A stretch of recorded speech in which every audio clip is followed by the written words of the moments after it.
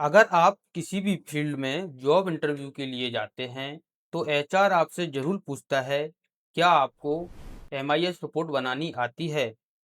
और आप सिर्फ एक्सेल का नाम लेते हैं और बोलते हैं, सर मुझे एक्सेल आता है, तो आप ऑलमोस्ट रिजेक्ट हैं। लेकिन अगर आप कॉन्फिडेंटली बोलते हैं, S sir I can create and analyse MIS report, तो वही इंटरव्यूअर आपको सीरियसली लेने लगेगा। तो आज की वीडियो में हम वही सीखेंगे, एमआईएस रिपोर्ट होती क्या है और ये इतनी इम्पोर्टेंट क्यों है। नमस्कार दोस्तों, हमारे इस चैनल पर आपका स्वागत है, जहां हम एक्सेल और कॉर्पोरेट स्किल को बिल्कुल प्रैक्टिकल तरीके से सीखते हैं। और ये है हमारी MIS report series, step by step from beginners से एडवांस तक। चलिए सबसे पहले हम समझते हैं एमआईएस रिपोर्ट होती क्या है। What is the MIS? तो एमआईएस का फुल फॉर्म होता है management information system. Simple language में समझते हैं कि एमआईएस एक ऐसी रिपोर्ट होती है जो कंपनी को डाटा को ऑर्गेनाइज करके मैनेजमेंट को डिसीजन लेने में मदद करती है। मतलब कंपनी में डेली जो भी काम हो रहे हैं, चाहे सेल्स हो, परचेस हो, एक्सपेंस हो, एम्प्लॉय का परफॉर्मेंस हो, उन सब के डाटा को एक स्मार्ट फॉर्मेट में दिखाया जाता है। जैसे मान लो आप एक कंपनी में काम कर रहे हो और आपके बॉस ने पूछा, इस मंथ कितनी सेल्स हुई और कौन सा प्रोडक्ट सबसे ज़्यादा बिक रहा है।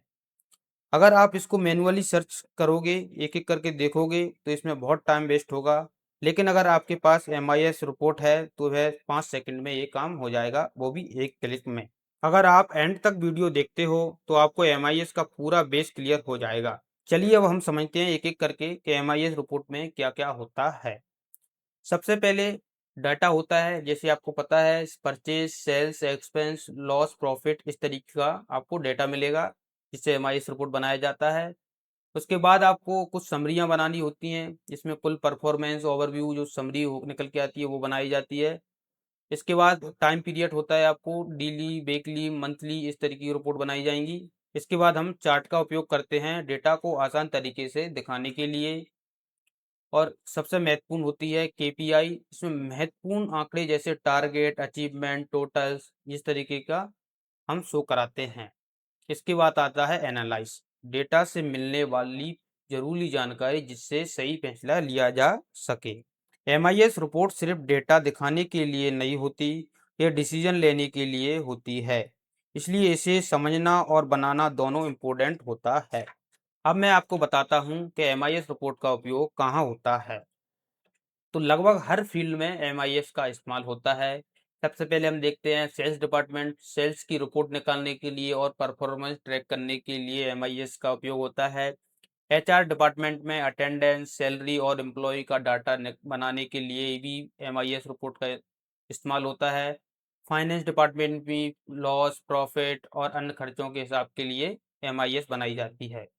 और सबसे मेन ऑपरेशन में जो कंपनी के रोजमर्रा के काम होते हैं उसको परफॉर्मेंस को मॉनिटर करने के लिए एमआईएस रिपोर्ट का यूज किया जाता है। मतलब अगर आप जॉब के लिए एक्सेल सीख रहे हो तो एमआईएस एक बहुत ही जरूरी स्किल है। तो अब आप समझ गए होंगे कि एमआईएस रिपोर्ट क्या होती है और यह क्यों इम्पोर्टेंट है। नेक्स्ट वीडियो में हम स्टार्ट करेंगे प्रैक्टिकल काम, जहां मैं आपको दिखाऊंगा एमआईएस रिपोर्ट बनाने के लिए कौन सा डाटा चाहिए और डाटा को कैसे प्रिपेयर करते हैं स्टेप बाय स्टेप। अगर आप सीरियस हो एक्सेल सीखने के लिए और जॉब पाने के लिए तो इस सीरीज को बिल्कुल मिस मत करना।